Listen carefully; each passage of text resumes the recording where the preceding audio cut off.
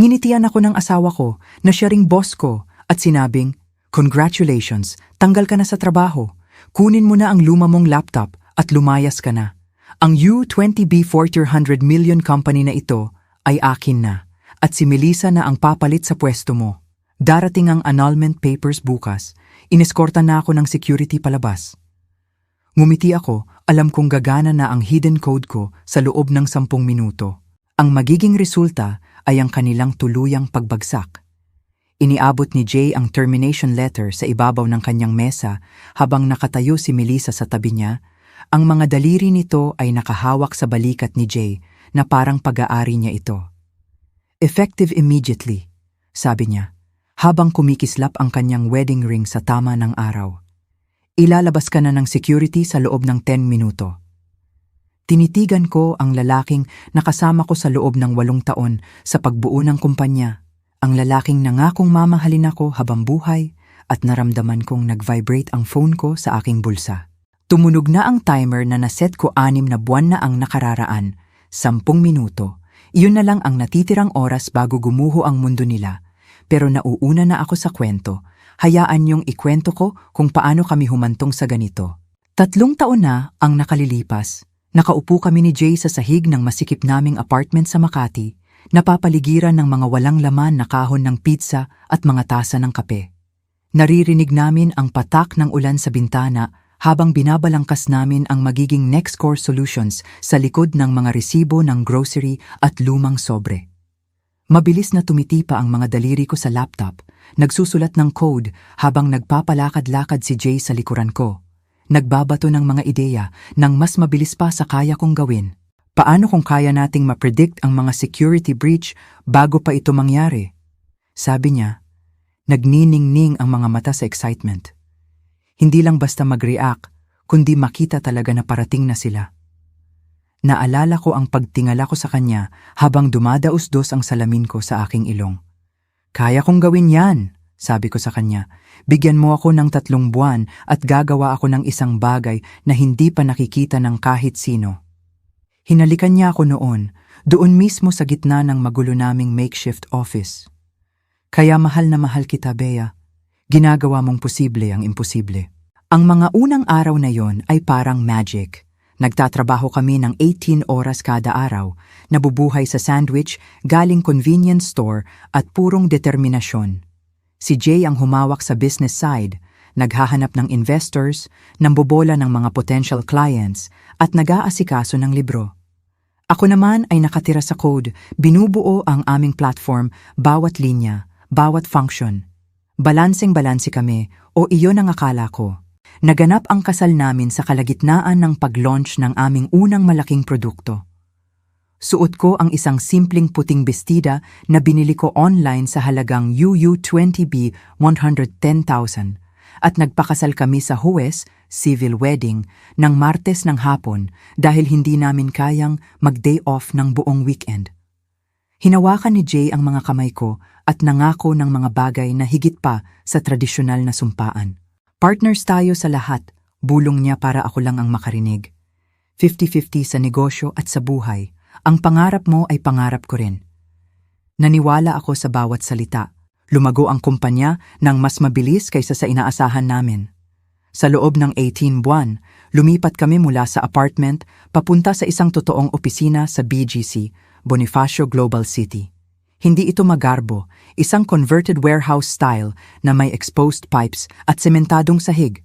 Kumuha kami ng mga unang empleyado, pumirma ng aming unang kontrata na nagkakahalaga ng ₱1,000,000 at bigla na lang ang Next Core Solutions ay hindi na lang pangarap. Totoo na ito at sa amin ito. At least akala ko sa amin ito. Ang mga pagbabago ay nagsimula sa maliliit na bagay. Sobrang liit kaya hindi ko napansin agad. Tuwing meeting namin ng Lunes ng umaga, sinimulan akong putulin ni Jay kapag nagpapaliwanag ako ng technical updates sa team. Ang ibig sabihin ni Bea ay, sasabihin niya, tapos ipapaliwanag niya ang trabaho ko sa mas simpleng salita. Kapag kinakausap ko siya tungkol dito, tinatawanan lang niya. Tumutulong lang ako. Alam mo naman, mahal, minsan masyado kang nagpopokus sa technical details. Sumunod naman ang mga client presentations. Ilang araw akong maghahanda ng demo para sa mga bagong features, tapos si Jay lang pala ang magpe-present habang nakaupo lang ako sa tabi niya na parang dekorasyon. Si Bea ang technical genius namin. Sasabihin niya sa mga kliyente na may patronizing ng ngiti. Siya ang gumagawa ng magic behind the scenes. Behind the scenes, dun niya ako gustong ilagay. Noong araw na pumasok si Melissa Rodriguez sa opisina namin para sa interview, nakahinga ako ng maluwag. Sa wakas, may isa pang babae sa grupo ng mga programmer at sales guys. Matalino siya, professional, may MBA mula sa UP, University of the Philippines, at 5 taong karanasan sa Microsoft Philippines. Ang ganda ng background niya.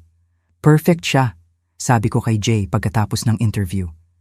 Naiintindihan niya ang operations sa paraang kailangan natin.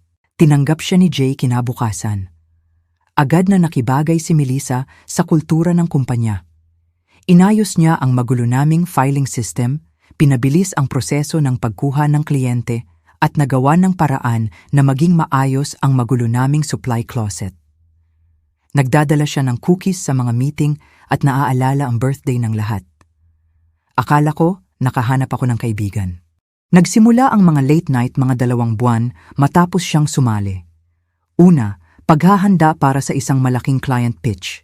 Tapos, restructuring ng sales department. Sunod, strategic planning para sa next quarter. Laging may urgent. Laging may bagay na hindi makakapaghintay ng umaga. Umuwi ka na, sasabihin ni Jay sa akin bandang 7:00. Kailangan lang naming tapusin ni Melissa itong revenue projection. Huwag mo na akong hintayin. Umuuwi ako mag-isa sa walang laman naming bahay. Sa wakas ay nakaipon na kami para sa down payment ng isang disenteng 3-bedroom house sa Alabang. Iinitin ko na lang ang tirang fast food at makakatulog sa sofa kakahintay sa kanya. Magigising na lang kapag tumabi na siya sa kama ng 2:00 o 3:00 ng madaling araw, amoy pabango ni Melissa. Nag-i-imagine ka lang, sabi niya nang lakasan ko ang loob na magtanong. Ganyan din ang pabango ng kalahati ng mga babae sa BGC. Praning ka lang. Praning ba ako? Nagsimula akong magduda sa sarili ko, kinukwestiyon ang kutob ko. Baka pagod lang ako.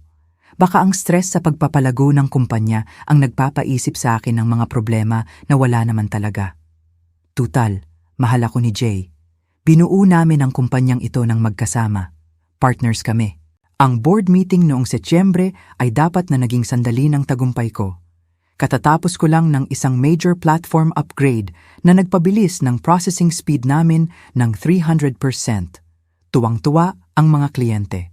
Pero nang mag-present si Jay sa mga investors, ang breakthrough ko ay naging team effort na pinangunahan ng technical department. Hindi ba't pinangunahan ito ni Bea? Tanong ni Ricardo Tan, ang aming lead investor. Tumawa si Jay. Siyempre, si Bea ang CTO namin, pero siya ang unang magsasabi sa inyo na collaborative effort ito. Nanigas ako sa kinauupuan ko, hindi ko siya makontra sa harap ng board. Si Melissa ay nagsusulat sa tabi niya, neutral ang mukha, professional, ginagawa lang ang trabaho niya. Nang gabing iyon, hindi ako makatulog. Nakahiga ako sa tabi ni Jay, pinakikinggan ang paghinga niya, at napagtanto kong may nagbago na talaga. Hindi na ito ang aming kumpanya. Sa kung saan, naging kumpanya na niya ito, at isa na lang akong empleyado na nakikihati sa kama niya. Kinabukasan, mas naging mapagmatsyag ako. Napansin ko kung paano laging pumupwesto si Melissa sa tabi ni Jay sa mga meeting. Kung paano niya hinahawakan ang braso nito kapag tumatawa sa mga biro niya. Kung paano nagsimulang gumamit si Jay ng tayo kapag nagsasalita tungkol sa mga desisyon. Pero ang tayo ay silang dalawa ni Melissa, hindi kami. Sinabi ko sa sarili ko na nagiging ridiculous ako, selosa, insecure. Lahat ng mga bagay na ibinibintang sa akin ni Jay kapag sinusubukan ko siyang kausapin tungkol dito. Pero sa kaibuturan ng puso ko, kung saan natin tinatago ang mga katotohanang hindi pa natin kayang harapin, alam kong wala na ang perpekto kong buhay. Hindi ko palang inaamin. Nagsimula ang hapong yon ng Oktubre gaya ng iba. Bumili ako ng Thai food mula sa paboritong restaurant ni Jay sa BGC, yung may pulang awning, at yung may-ari na laging naaalala ang order namin, pad thai, extra spicy, gaya ng gusto niya. Bit-bit ko ang takeout bag sa isang kamay at ginamit ang keycard ko sa kabila diretso sa corner office niya. 2:47 p.m. noon ng Huwebes. Naalala ko dahil tiningnan ko pa ang phone ko para siguraduhin hindi ako makakaistorbo sa 3:00 p.m. conference call niya. Nakaawang ang pinto ng opisina niya. Naririnig ko ang mga boses mula sa conference room sa dulo ng hallway kasama na ang tawa ni Jay. Mabuti, nalipat ang meeting niya. Tinulak ko ang pinto gamit ang balakang ko, handang iwan ang pagkain sa mesa niya bilang surprise. Nakabukas ang silver na laptop ni Melissa sa mesa ni Jay, nakalogin pa rin, maliwanag ang screen. Dapat isinara ko na lang. Dapat iniwan ko na lang ang pagkain at umalis. Pero may kung ano sa personal computer niya na nasa pribadong espasyo ng asawa ko ang nagpatigil sa akin. Nasa screen ang email niya at ang preview ng pinakabagong mensahe ay nagpakirot sa tiyan ko. Can't wait for this weekend. The rest house represents exactly what we discussed. Mula sa email address ni Jay. Dahan-dahan kong ibinaba ang pagkain, nakapako ang mata sa screen. Saglit na nag-alangan ang daliri ko sa trackpad bago ako nag-scroll pababa. Ang preview ng sumunod na email, kapag wala na si Bea, pwede na nating i-restructure ang lahat. Bigla akong nasuka sa amoy ng Thai food.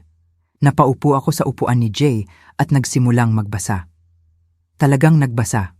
Email bawat email, usapan na umaabot pa ng 4 na buwan ang nakaraan. Hindi lang nagloloko ang asawa ko at si Melissa. Nagpaplano sila ng complete takeover ng kumpanya. Kumpanya ko, ang platform na kinode ko gamit ang sarili kong mga kamay. Tiwala sa akin ang board ng buo. Sulat ni Jay 3 linggo na ang nakakaraan. Kapag sinabi ko sa kanila na unstable si Bea at apektado na ang trabaho niya, susuportahan nila ang termination.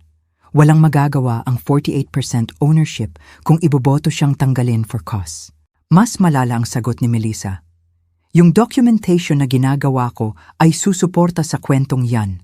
Sa tuwing kinu-question niya ang desisyon mo, nililista ko yon bilang aggressive behavior. Sa tuwing nagwo-work from home siya, absence yon without proper communication. Sapat na ang ebidensya natin. Kinuha ko ang phone ko at nagsimulang kumuha ng litrato. Mabilis at malinaw na click ng camera, kinukunan ng bawat mapanirang salita. Nanatiling matatag ang mga kamay ko kahit pakiramdam ko ay sasabog ang dibdib ko. 23 photos. Tapos narinig ko ang mga yabag sa hallway. Maingat kong isinara ang laptop, eksakto sa kung paano ko ito nadatnan, at binubuksan ko na ang Thai food nang pumasok si Jay kasama ang 2 pang executives. Honey, lumiwanag ang mukha niya sa tinatawag ko ngayong practiced affection. Anong nakakagulat na sorpresa? Naisip ko lang na baka gutom ka na. Nagawa kong maging normal ang boses ko. Hi Tom, hi Dave. Nagbatian sila habang ginagampanan ko ang papel ng mapagmahal na asawa. Binanggit na kailangan ko nang bumalik sa pagdebug ng bagong security protocol. Hinalikan ni Jay ang pisngi ko, isang palabas para sa mga kasamahan niya, at umalis ako, naglakad ng diretsyo hanggang sa makarating ako sa parking garage kung saan ako sumuka sa tabi ng kotse ko. Nang gabing iyon, humiga ako sa tabi ni Jay habang nagsuscroll siya sa phone niya, paminsan-minsang tumatawa. Ka-text kaya niya ito? Pinaplano ang weekend nila sa rest house sa Tagaytay. Pinag-aralan ko ang profile niya sa asul na liwanag ng screen. Ang estrangherong ito na suot ang mukha ng asawa ko. Okay ka lang? Tanong niya nang hindi tumitingin sa akin. Tahimik ka nung hapunan. Pagod lang, komplikado ang bagong protocol. Baka dapat kang magpahinga. Masyado mong pinapagod ang sarili mo. Heto na ang pundasyon para sa instability ko. Gumawa ako ng tunog na parang sumasang-ayon at tumalikod, nagkakarera ang isip ko. Pinaplano nilang puwersahin akong umalis, pero kailan? Gaano karaming oras ang mayroon ako? Kinabukasan, pagkaalis ni Jay papuntang gym, binuksan ko ang laptop ko at sinimulan ang tunay kong trabaho. Hindi ang security protocol, kundi isang bagay na mas mahalaga. Sinimulan kong i-document ang lahat. Bawat kontribusyon na ginawa ko sa kumpanya, bawat piraso ng code na isinulat ko, bawat inobasyon na nanggaling sa trabaho ko. Gumawa ako ng encrypted folders na backup sa 3 magkakaibang cloud services gamit ang mga account na hindi alam ni Jay. Tapos nagsimula akong mag-record. Bumili ako ng maliit na voice recorder sa isang spy shop sa Quiapo, nagbayad ng cash habang nakasunglasses na parang character sa isang baduy na pelikula. Pero gumana ito. Nirecord ko ang mga meeting kung saan pinepresent ni Jay ang mga ideya ko bilang sa kanya. Nirecord ko siya habang sinasabi sa mga potential investors na ako ay technical support lang habang siya ang visionary. Ang pinakamahirap na bahagi ay ang patuloy na pagtabi sa kanya sa pagtulog. Patuloy na paghalik sa kanya bago umalis sa umaga. Patuloy na pagpapanggap na hindi ko alam na sinisira niya ang lahat ng binuo namin habang nagpaplano ng kinabukasan kasama ang ibang babae. Ilang gabi akong gising hanggang 3:00 o 4:00 ng madaling araw, nagsusulat ng code sa laptop ko habang humihilik siya sa tabi ko. Pero hindi ito code para maghigante. Hindi pa. Ito ay proteksyon. Naglagay ako ng tracking protocols sa bawat major system na binuo ko. Mga invisible markers na magpapatunay na akin ang code. Gumawa ako ng backdoor sa platform, hindi para sirain ito, kundi para siguraduhing mapapatunayan ko ang aking authorship kung kinakailangan. Ang bawat linya ay maingat na ginawa para maging ganap na hindi na-detect sa normal na operasyon. Masyado kang nagtatrabaho, sabi ni Jay isang umaga, nang makita akong nakatulog sa mesa ko sa bahay. Baka dapat nating pag-usapan ang pagbabawas ng responsibilidad mo. Isa pang semento sa pader na binubuo nila. Nagsimula akong magpatingin kay Dr. Patricia Reyes, isang therapist sa Alabang. Sapat na ang layo para hindi ako makasalubong ng sinuman mula sa trabaho. Nagbayad ako ng cash, nagbigay ng pekeng apelyido at ibinuhos ang kwento ko sa isang estranghero na nag-abot sa akin ng tissue at sinabing hindi ako baliw. Gaslighting, sabi niya noong 3rd session namin. Ang inilalarawan mo ay textbook emotional manipulation. Pero paano kung mali ako? Paano kung praning lang ako? Tiningnan niya ako sa ibabaw ng salamin niya. May photographic evidence ka ng kanilang relasyon at sabuatan. Hindi yan pagiging praning. Pattern recognition yan. Ang Nobyembre ay naging Disyembre. Ang company Christmas party ay isang torture. Pinapanood sina Jay at Melissa na maingat na pinapanatili ang professional distance habang naghahanapan ang mga mata nila sa kabila ng kwarto. Suot ko ang pinakamaganda kong damit at ngumiti hanggang sa sumakit ang mukha ko. Ginagampanan ng papel ng tapat na asawa at dedikadong co-founder. Si Bia ang puso ng ating technical team, sabi ni Jay sa lahat habang nagtutoast. Puso.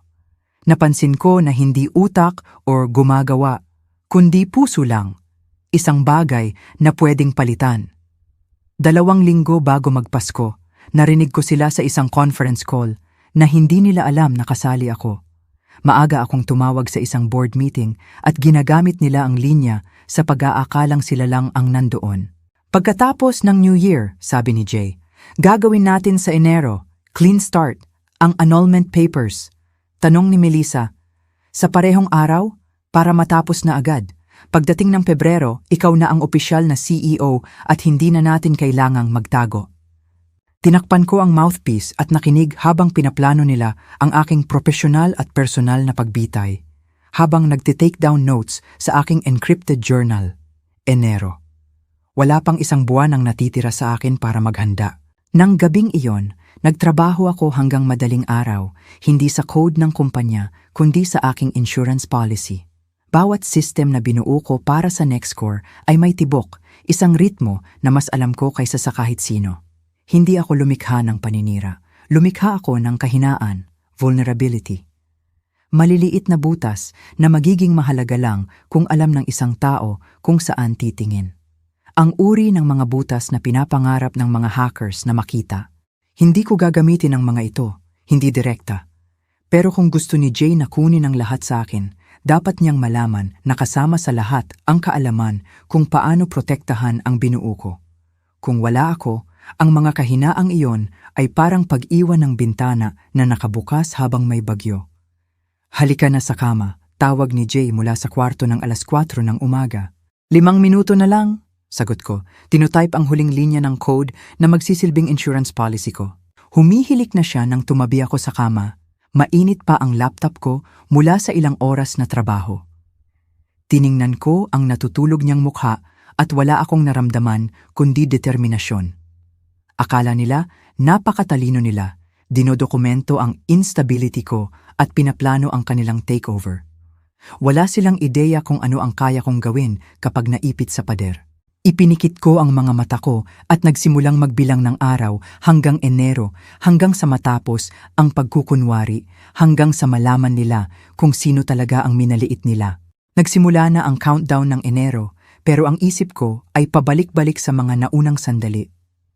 Mga red flags na binaliwala ko, pinaliwanag o sadyang ayaw kong makita. Ngayon, habang nag-aalab ang katotohanan sa dibdib ko, bawat alaala ay nagkaroon ng ibang kulay. Ang unang board meeting na hindi ako inimbitahan ay nangyari noong unang bahagi ng Agosto. Ilang linggo akong naghahanda para sa quarterly technical presentation ko, gumagawa ng visualizations para matulungan ng investors na maintindihan ang breakthrough na nakamit namin sa predictive analytics. Nang umagang iyon, dumaan si Jay sa opisina ko na may dalang kape at nakikiramay ng ngiti. May pagbabago sa plano para sa board meeting ngayon, sabi niya, nilalapag ang tasa sa mesa ko. Gusto ni Ricardo Tan na mag-focus lang sa financials at market expansion. Nakakaantok na usapan, hindi mo na kailangang magtiis ng 3 oras na puro numero. Pero lagi akong nagpe-present ng technical updates, sabi ko nalilito. Particular na nagtanong si Ricardo tungkol sa algorithm improvements natin last quarter. Tumigas ang panga ni Jay ng saglit. Ako na ang bahala. Alam mo naman ang mga investor na yan. Minsan kapag masyadong maraming technical detail, kinakabahan sila sa mga bagay na hindi nila naiintindihan. Mas mabuting high level lang. Ginugol ko ang hapong iyon sa opisina ko na nakatingin sa orasan, pakiramdam ko ay parang tinanggalan ako ng silbi. Nang bumalik si Jay, malabo ang sagot niya tungkol sa diskusyon. Naging maayos lang ang sabi niya. Tuwang-tuwa sila sa direksyon natin. 2 linggo ang lumipas, nakasalubong ko si Ricardo Tan sa isang coffee shop sa BGC. Ang pagkabalisa niya ay agaran at halata. Bea, kumusta ang pakiramdam mo? Tanong niya sa tunong ginagamit ng mga tao sa isang taong marupok. Okay naman ako. Bakit naman hindi? Inilipat niya ang bigat ng katawan niya, tumitingin sa paligid na parang naghahanap ng matatakasan. Nabanggit ni Jay na marami kang pinagdaraanan, nagpapahinga para mag-recalibrate. Mag-recalibrate? Mapait ang lasa ng salita. Ricardo, ngayon lang ako naging ganito ka-focused. Pinakita ba sa'yo ni Jay ang predictive analytics breakthrough? Nabanggit niyang may ginagawa ka. Maingat ang boses niya, diplomatiko. Pero nag-aalala siya sa intensity mo tungkol dito. Minsan, ang sobrang talino at burnout ay magkamukha. Gusto kong sumigaw. Sa halip, ngumiti ako at nagpaalam, iniwan ang latte ko na hindi pa nagagalaw sa counter. Ang mga financial discrepancies ay nagsimula sa maliit. Isang consulting fee dito, software license doon. Mga halagang hindi kalakihan, pero hindi tugma sa anumang vendors na kilala ko. Nakita ko ang mga ito isang gabi habang nagre-review ng quarterly reports. Global Tech Consulting, YOU20B 12.5 million. Hindi ko pa sila narinig. Ang mabilis na search ay nagpakita ng website na mukhang professional pero generic, walang totoong impormasyon tungkol sa serbisyo nila. Integrated System Solutions, HU20B 11.7 million. Isa pang ghost company. Inilimbag ko ang lahat at kinumpronta si Jay kinabukasan. Bakit mo binubusisi ang financial reports? Hindi man lang siya tumingin mula sa computer niya. Hindi mo yan area. Ako ang may-ari ng 48% ng kumpanyang ito. Lahat ng area ay area ko. Bumuntong hininga siya, tunog ng isang pasyenteng magulang na nakikipag-usap sa makulit na bata. Standard business expenses yan. Mga consultant na kinuha ko para tumulong sa expansion strategy. Gusto mo bang i-micromanage ang lahat o gusto mong mag-focus sa kung saan ka magaling? Gusto ko ng transparency kung saan napupunta ang pera natin. Pera natin. Sa wakas ay tumingin siya sa akin, malamig ang mga mata. Interesting, kapag code, platform mo.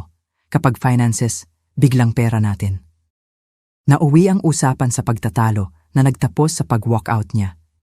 Nang gabing iyon, nagstay late si Melissa Para mamagitan, nakaupo sa conference room namin taglay ang perfect posture at nag-aalalang ekspresyon. Stressed lang siya, sabi niya sa akin. Pareho kayo. Siguro kung magfo-focus ka sa technical responsibilities mo at hahayaan mo siyang hawakan ng business side, magiging mas maayos ang lahat. Kung babalikan, nakikita ko na kung gaano kaplanado ang lahat. Ang restructuring proposal ay dumating noong Setyembre.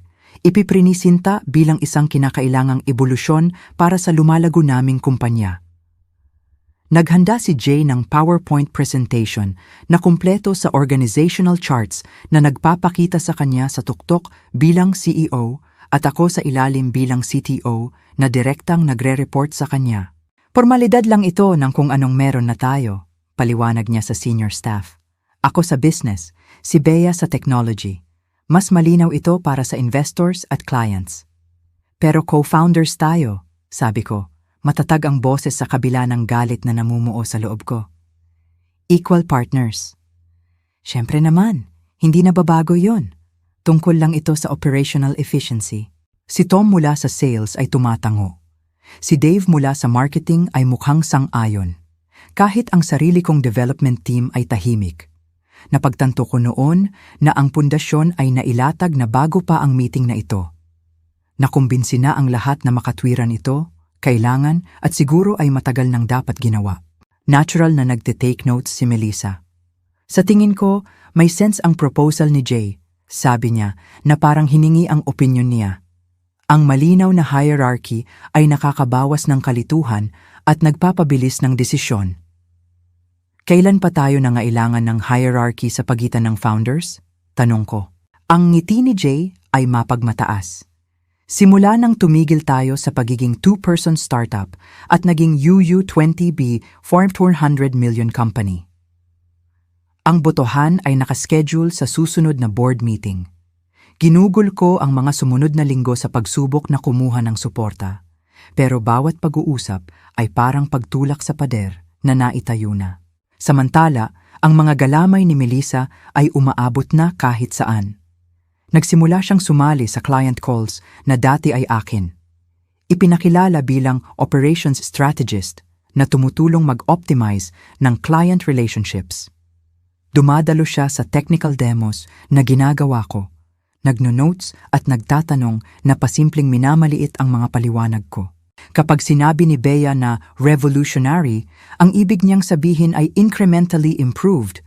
Paglilinaw niya sa mga kliyente, ang tono ay matulungin at profesional.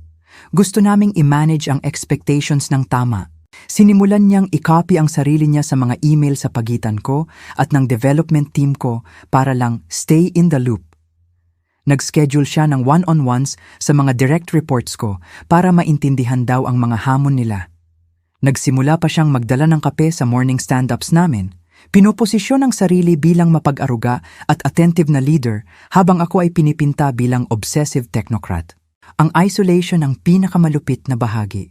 Si Sarah, ang aming lead developer na kasama na namin since year 1, ay tumigil na sa pagsama sa akin sa tanghalian tuwing Martes. Sobrang busy lang talaga, sasabihin niya, iniiwasan ang tingin ko. Si Marcus, ang database architect namin, dati ay laging nagbabato ng ideya sa akin. Ngayon, nagpapadala na siya ng formal na email na nakakopy si Melissa, humihingi ng approval para sa mga desisyon na dati ay siya na ang gumagawa. Kahit ang administrative staff ay lumalayo. Tumitigil ang usapan kapag pumapasok ako sa break room.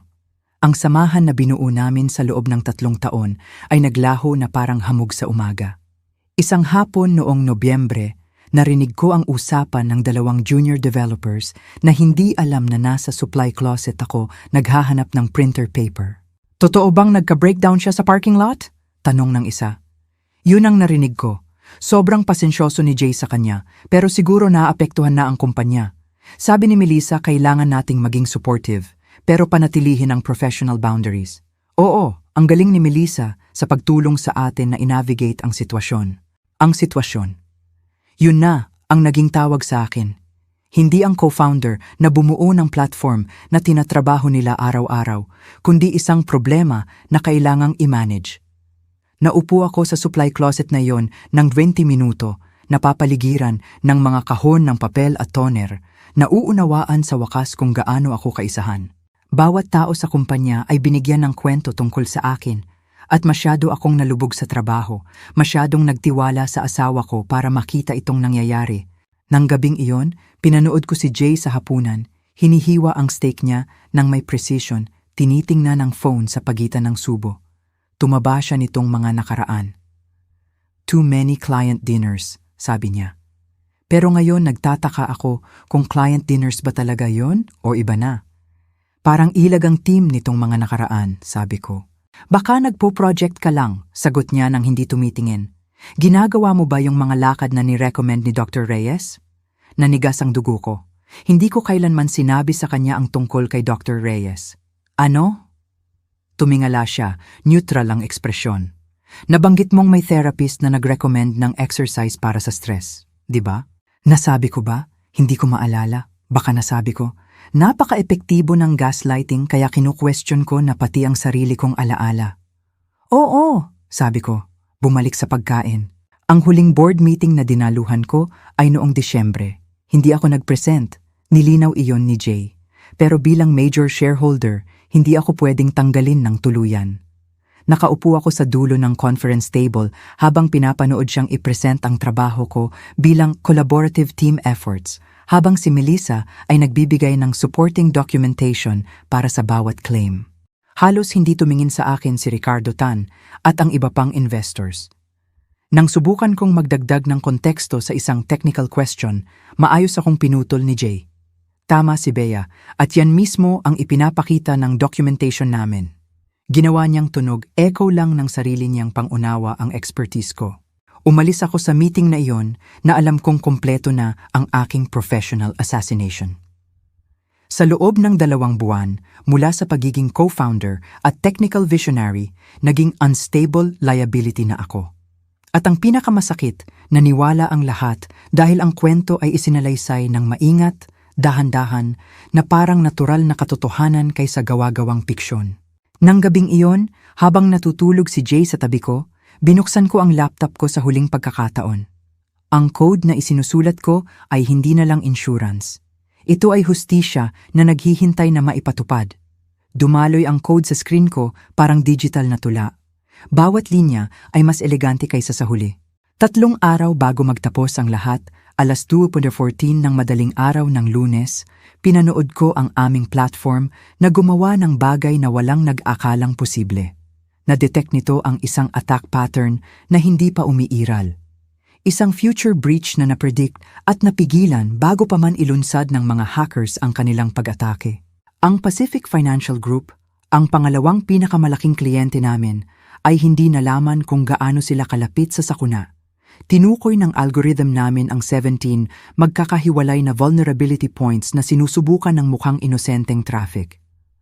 Pero ang pattern, ang maganda at nakakatakot na pattern, ay nagpakita ng isang coordinated attack na nakaschedule tumama sa loob ng eksaktong 6 na oras.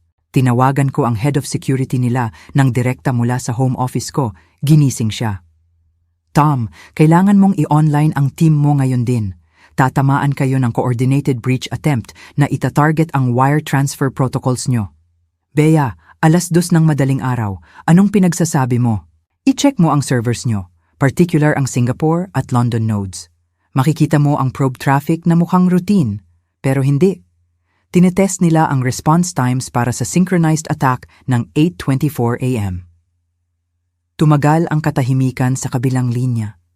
Tapos narinig ko ang mabilis na pagtipa. Jesus Christ, paanong nakikita na namin ngayon? Malaki ito. Napakalaki nito. Ginabayan ko siya sa countermeasures, mabilis na tumitipa ang mga daliri ko habang tinutulungan ko ang team niyang patibayin ang depensa nila in real time. Pagdating ng 5 a.m., ginawa naming kuta ang sistema nila. Nang dumating ang pag-atake ng 8:24, eksakto sa predicted, tumalbog lang ito parang ulan sa bakal. Dumating ang tawag ng 9 a.m. Si Paul Hernandez, CEO ng Pacific Financial, ay halos sumisigaw sa tuwa. Bea, naiintindihan mo ba ang ginawa mo? Iniligtas mo kami sa posibleng new 20B 15 bilyong pagkalugi, baka higit pa. Revolutionary ito. Ginawa ng platform ang design niya, sabi ko, pagod pero masaya.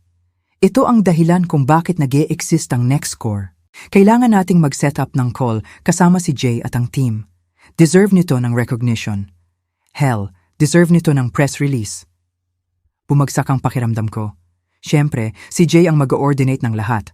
Ang client call ay nakaschedule ng hapong iyon.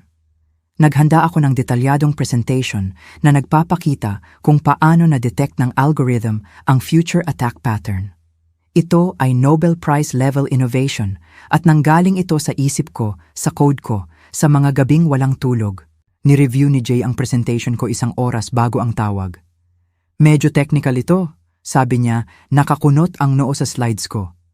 Hayaan mong simplehan ko para sa kliyente. Pinanood ko siyang burahin ng bawat slide ng trabaho ko, pinapalitan ng malabong buzzwords at corporate speak. Ang groundbreaking algorithm ko ay naging proprietary threat matrix. Ang predictive modeling ay naging advanced analytics. 3 taong inobasyon na naging marketing fluff. Nang magsimula ang tawag, pumosisyon si Jay sa harap ng kamera habang ako ay nakaupo sa gilid. Halos hindi kita sa frame. Paul, tuwang-tuwa kami na naprotektahan ng Nextcore platform ang Pacific Financial. Panimula ni Jay, suabe at kumpiyansa ang boses. Ito mismo ang resulta na pinaghihirapan namin bilang isang team. Incredible work, sagot ni Paul. Bea, yung tawag mo ng 2:00, parang pinapanood mo ang future. Sumingit si Jay bago pa ako makasagot. Yan ang ganda ng system namin. Hinahayaan nito ang buong team na ma-monitor at mag-respond sa threats proactively. Si Bea lang ang nataon na on-call kagabi. Hindi ako natulog ng 36 hours para perpektuhin ang algorithm. Walang on-call schedule. Ito ang life's work ko.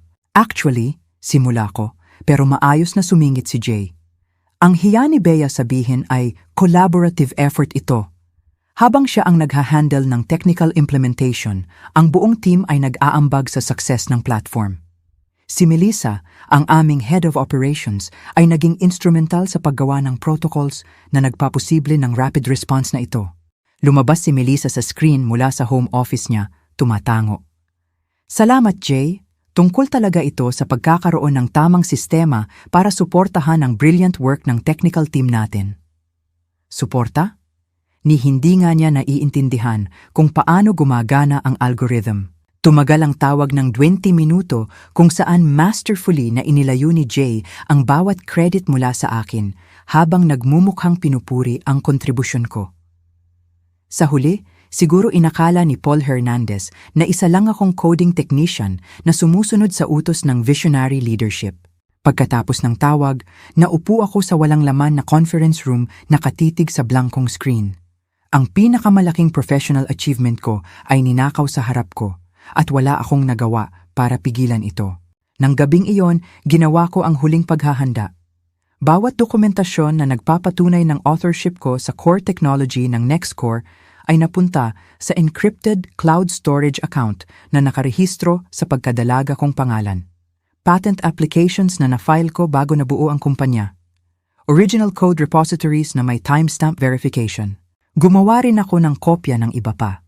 Ang totoong financial records, hindi ang malinis na bersyon na ipinakita ni Jay sa board, kundi ang raw data na nagpapakita kung saan talaga napupunta ang pera. Global Tech Consulting na tuklasan ko ay nakarehistro sa address na pag-aari pala ng pinsan ni Melissa. Integrated System Solutions ay nakatrace sa isang shell company na walang totoong empleyado. Hindi lang nila pinaplanong nakawin ang kumpanya ko. Kinukurakot na nila ito.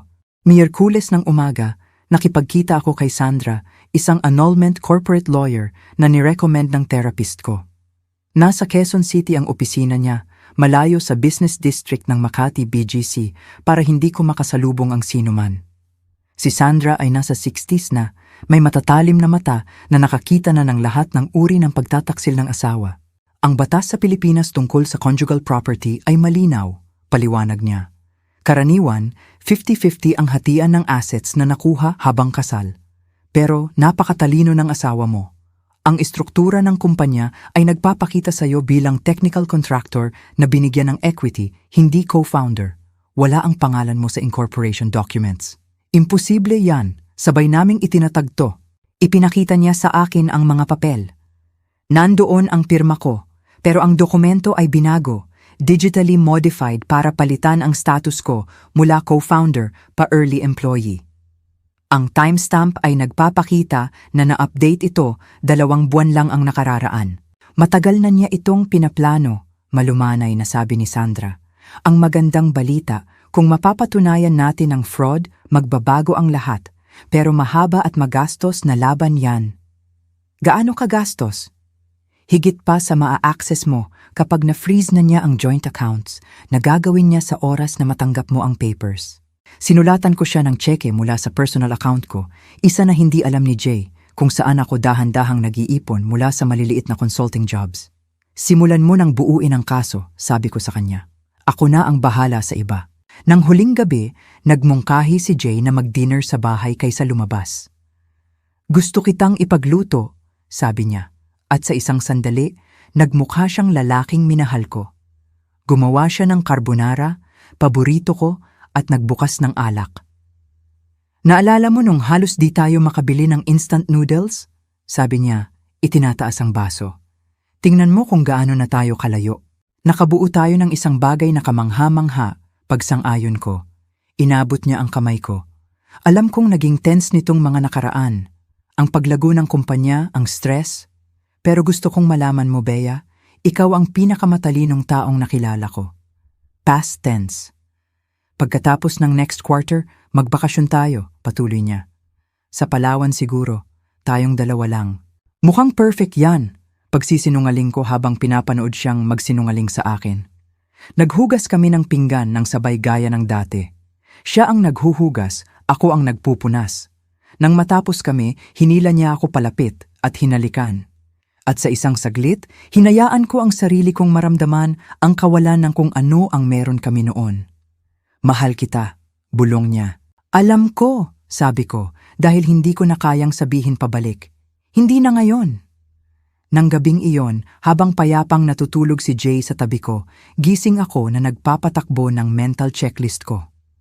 Nasa pwesto na ang code, ligtas na ang dokumentasyon, kinuha na ang abogado, handa na ang lahat.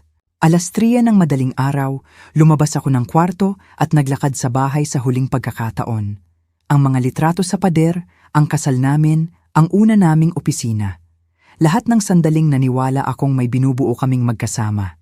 Nagtimpla ako ng kape at naupo sa home office ko habang pinapanood ang pagsikat ng araw. Sa loob ng 6 na oras, ipatatawag ako ni Jay sa opisina niya. Sa loob ng 6 na oras, magtatapos ang buhay ko sa paraang alam ko. Pero hindi niya alam ang tungkol sa timer sa phone ko. Hindi niya alam ang tungkol sa code na naghihintay na gumana. Hindi niya alam na minsan, ang taong pinakaminaliit mo ay ang taong mas nakakakilala sa sistema mo kaysa sayo. Binuksan ko ang laptop ko at tinype ang isang command sa terminal window. Ini-schedule ito, eksaktong 10 minuto pagpatak ng 9:00 a.m. Tapos, isinara ko ang laptop, inubos ang kape, at naghanda para sa huling araw ko bilang asawa at empleyado ni Jay. Pinili ko ang charcoal gray suit, ang isinuot ko sa una naming investor pitch. Ang tawag ay dumating eksaktong 9 a.m. Bea, ang assistant niyang si Carol, ay mukhang hindi komportable. Kailangan kang makausap ni Jay sa opisina niya ngayon din. Importante daw. Papunta na ako. Kinuha ko ang laptop bag ko, ang luma mula sa startup days namin na may mancha ng kape sa gilid, at naglakad sa opisina ng nakataas ang noo. Ang elevator ride papunta sa executive floor ay tila walang katapusan. Nang bumukas ang pinto, nakita ko si Carol na iniiwasan ng tingin ko. Pasok ka na, bulong niya. Naghihintay sila. Sila, plural. Pinihit ko ang seradura ng pinto na sabay naming ikinabit. Ang liwanag ng umaga ay tumatagos sa bintana. Iniilawan ang isang eksenang nakastage ng may theatrical precision. Nakaupo si Jay sa likod ng kanyang mahogany desk. Aming desk. Nakatayo si Melissa sa kanan niya, ang kamay ay nakapatong sa likod ng upuan ni Jay na may kaswal na pagmamay-ari. Nakasuot siya ng pulang bestida, power color. Message received. Pero may ikatlong tao, si Gary mula sa HR, na nakatayo sa sulok hawak ang isang folder. "Bia, please sit down." Ang boses ni Jay ay may CEO tone na pinapractice niya, authoritative pero detached. Nanatili akong nakatayo. Komportable ako, salamat. May kumislap sa mata niya, inis na hindi ko sinusunod ang script niya. Sige, inayos niya ang mga papel sa mesa. Isang nervous tell na kilala ko. Kailangan nating pag-usapan ang posisyon mo dito sa NextCore. Ang posisyon ko bilang co-founder at CTO? Gumalaaw si Melissa ng bahagya. Hinawakan ni Gary ang folder ng mas mahigpit. Ang posisyon mo bilang empleyado, pagtatama ni Jay, matalim ang tono. At ikinalulungkot kong sabihin na ang posisyon na yun ay tinatapos na, effective immediately. Bumitin ang mga salita sa hangin. Nagbilang ako ng 3 tibok ng puso bago sumagot. Sa anong dahilan? Performance issues, failure to collaborate with leadership, at paglikha ng hostile work environment. Kumuha siya ng dokumento, nagkukunwaring nagbabasa. Mayroong multiple complaints tungkol sa erratic behavior mo. Reklamo galing kanino? Confidential yun, singit ni Melissa. Ang unang salita niya simula nang pumasok ako. Pero sinisiguro ko sa iyong kumpleto ang dokumentasyon. Tiningnan ko siya, talagang tiningnan. Ang babaeng winelcome ko, tinuruan, inimbitahan sa bahay namin para mag-dinner. Sinalubong niya ang tingin ko nang hindi kumukurap. Gaano katagal? Direktang tanong ko sa kanya. I'm sorry? Gaano katagal ka nang nakikipagtalik sa asawa ko? Gumawa si Gary ng nasakal na tunog. Namula ang mukha ni Jay. Yon mismo ang klase ng walang basehang akusasyon na nagpapakita ng ugali mo ngayon, malamig na sabi ni Jay. Praning ka, Bea. Nakakakita ka ng sabwatan kung saan wala naman. So ang kamay ni Melissa sa balikat mo ay professional? Ang mga trip sa rest house sa Tagaytay? Ang late night strategy sessions? Pinapahiya mo ang sarili mo, sabi niya. Pero nahuli ko ang mabilis na sulyap niya kay Gary.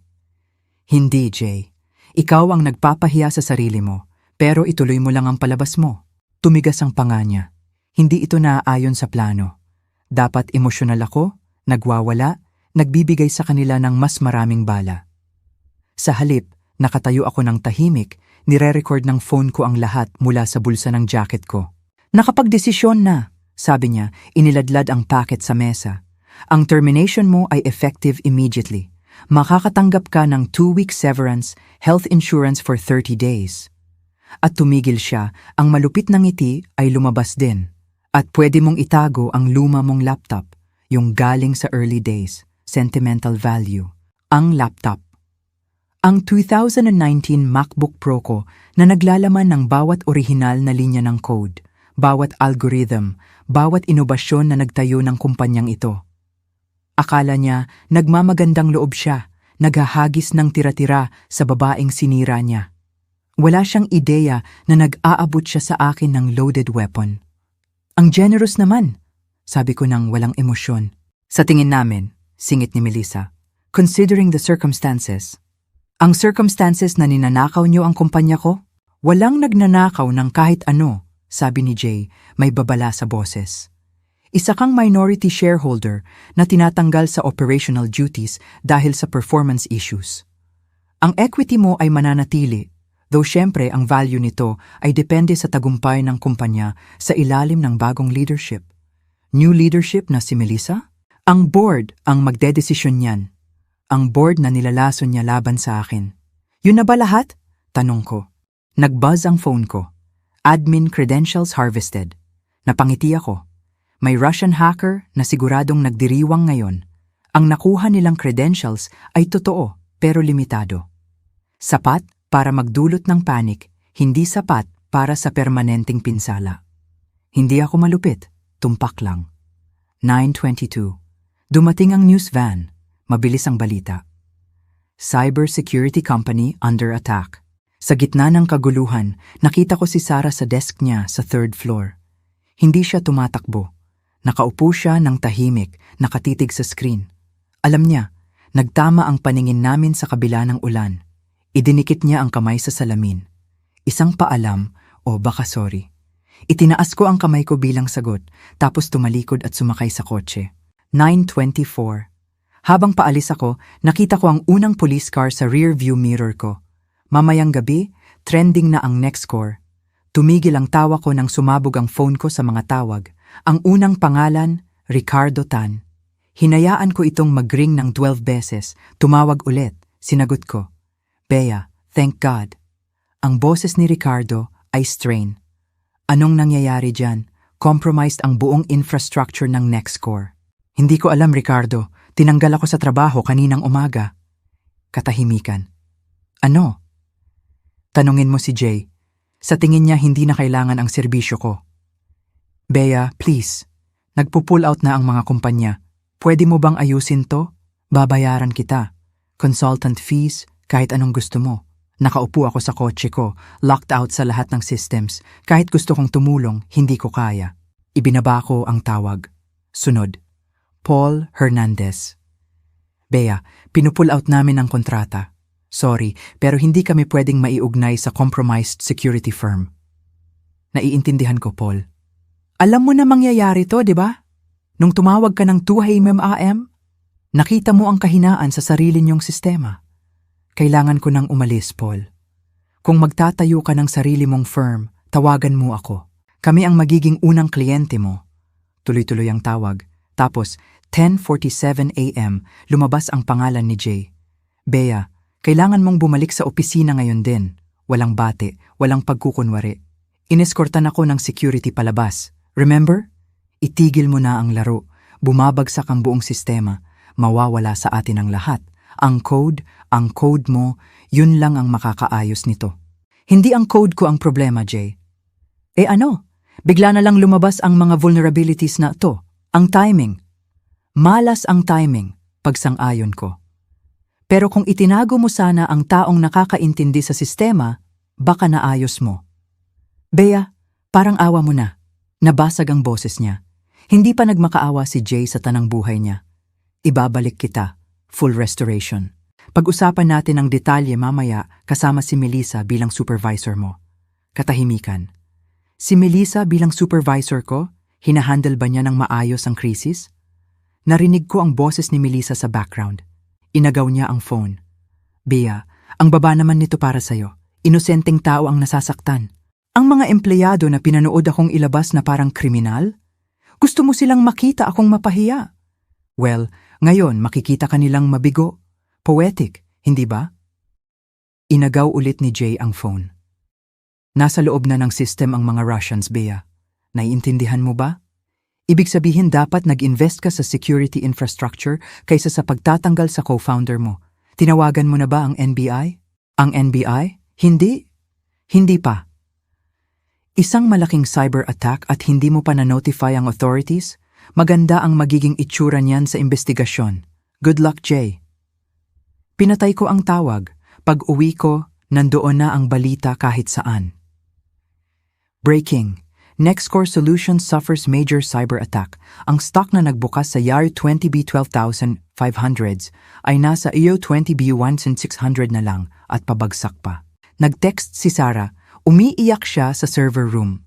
Si Melissa, nagkulong sa opisina, lahat nag-a-update ng resume. Isa pang text, si Tom to from security. Sorry kaninang umaga, alam naming mali yun. Nakukuha ni Jay ang deserve niya. Pagsapit ng 2:30 p.m., kumpleto na ang international humiliation. Ang mga text at tawag kay Jay ay umabot na ng 132 missed calls. Bawat hindi sinagot na tawag ay isang maliit na tagumpay. Mukhang nagulat si Jay sa pagiging kalmado ko. Meron pang isa, personal na bagay. Naglabas siya ng isa pang sobre. Ito ay may logo ng law firm. Nag-file na ako ng annulment. Ide-deliver ang papers sa bahay bukas ng umaga. Naisip ko na mas malinis kung pagsasabayin na. Professional at personal na hiwalayan. Bahagyang umikot ang paningin ko, pero nagpakatatag ako. Kahit inaasahan ko na, ang marinig ang mga salita ay parang kinukukot ang loob ko. Napaka-efficient mo naman. Aalis ako ng bahay ngayong gabi. Patuloy niya na parang nagdidiskusyon lang ng dinner reservation. Sayo muna ang bahay. Aayusin natin ang hatian ng assets sa pamamagitan ng mga abogado. May iba pa ba? Ang boses ko ay parang sa ibang tao nang gagaling. Ilalabas ka na ng security para kunin ang gamit mo, sabi ni Gary sa wakas, humihingi ng paumanhin ang boses. Standard procedure. Kinuha ko ang termination packet nang hindi tinitingnan, tapos inabot ang laptop bag na tinuro ni Jay. Ang lumang computer ko. Bia, sabi ni Jay nang tumalikod ako para umalis. Tumigil ako pero hindi humarap. For what it's worth, napakatalino mo. You always have been. Pero ang talino na walang business acumen, walang abilidad na makipaglaro sa laro, hanggang dyan lang ang mararating nun. Humarap ako, sinalubong ang mata niya sa huling pagkakataon. Tama ka, Jay. Hindi ako natutong makipaglaro. Masyado kasi akong abala sa pagbuo ng kumpanyang sisirain mo na ngayon. Nawala ang ngisi niya. Muling humawak si Melissa sa balikat niya. Naghintay ang security sa labas, mahinang sabi ni Gary.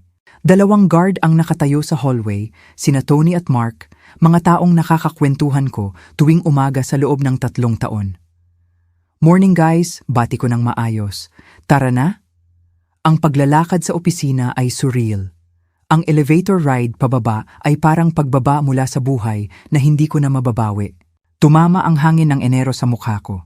Sa likod ko, ang building ay tumatayog sa kulay abong langit ng tagig. Nag-buzz ang phone ko. Text mula sa unknown number. Check your email. M. Melissa.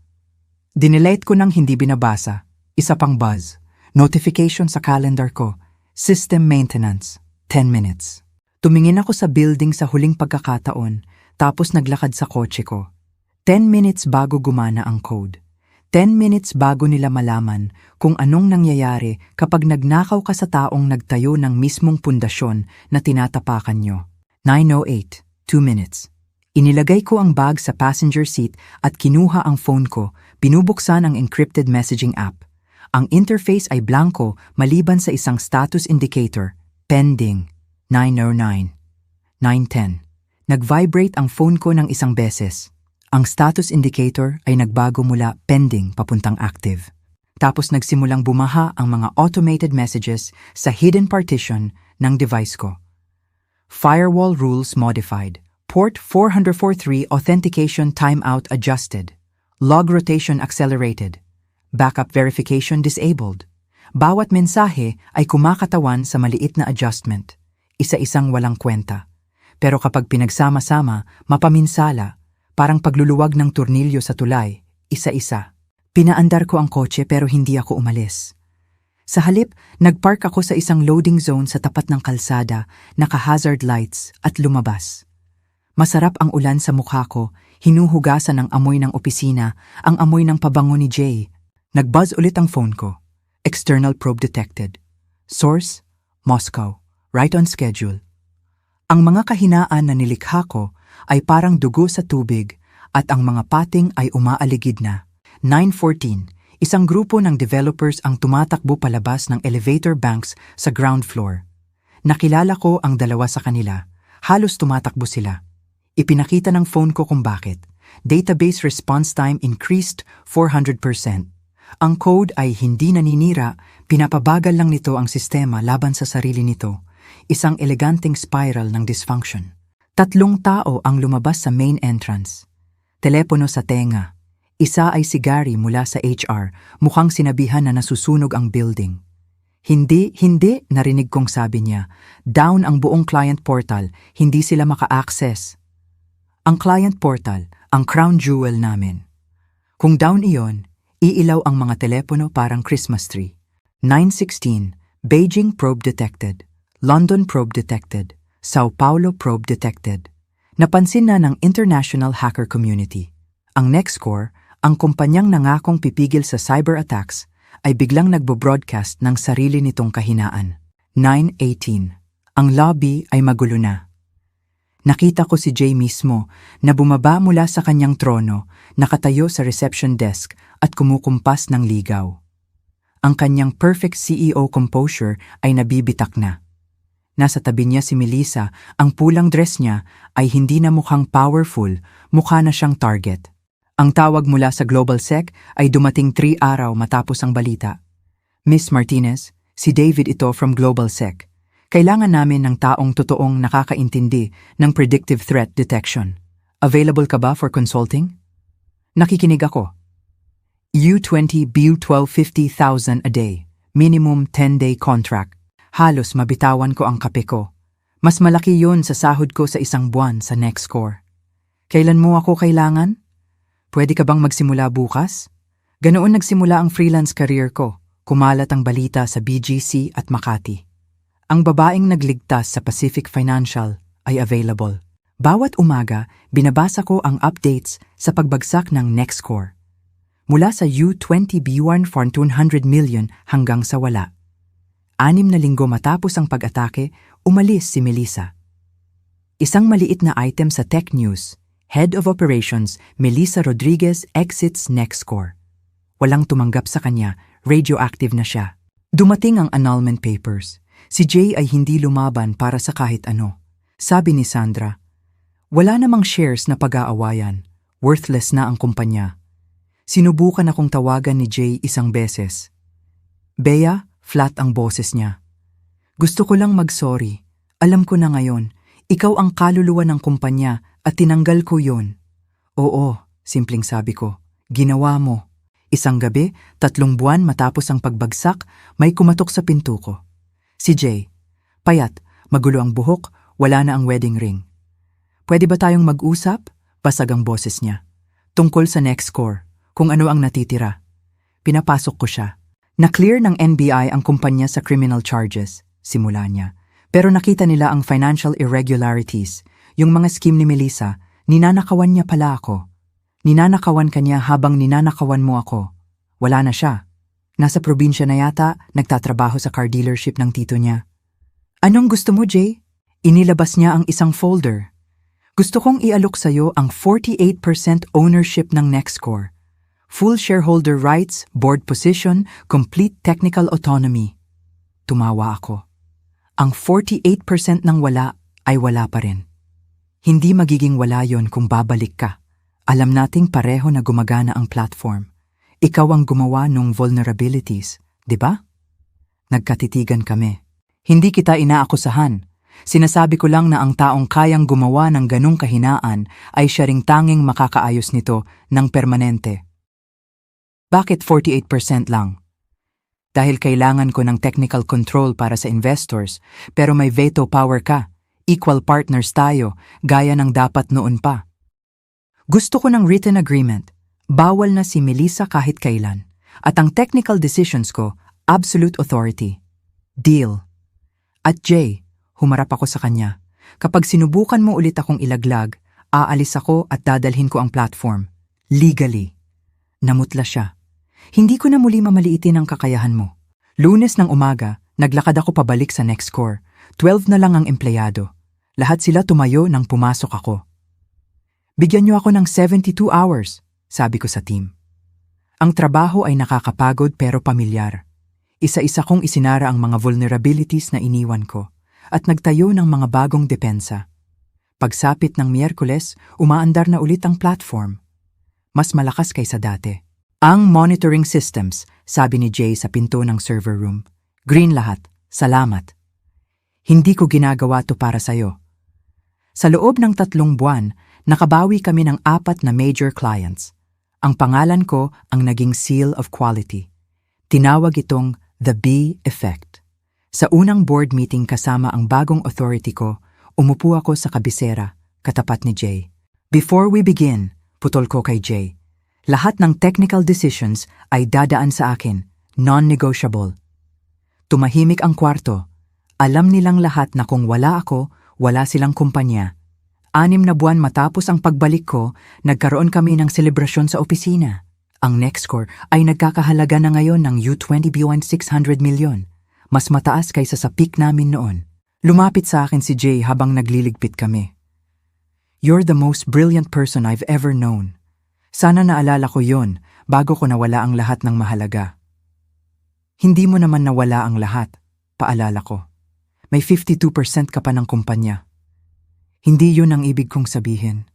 Alam ko kung ano ang ibig niyang sabihin, pero sarado na ang pinto na yun.